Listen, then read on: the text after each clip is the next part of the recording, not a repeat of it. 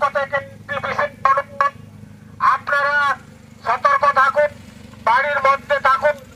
আপনারা জঙ্গলের আশেপাশে যাবেন না। বাঘটি কিন্তু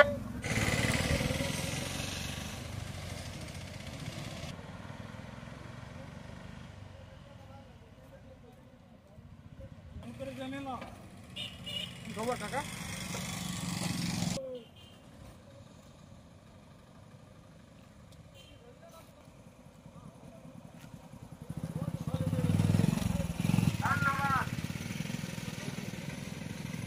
গ্রামবাসী বিদ্যুতের কাছে মানবাজার আপনাদের আশেপাশে জঙ্গলে ঘোরাফেরা করছে।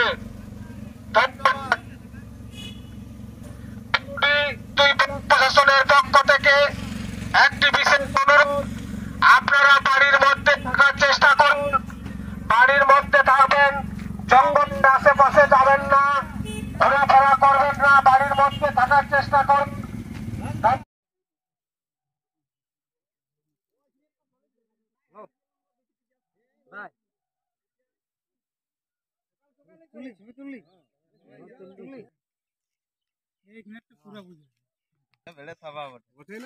আর কই বুঝাই না ঠিক আছে, আমি তো ধান লোড করছি, বুঝলে না?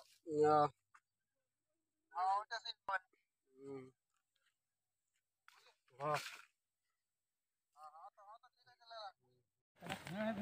पंचायत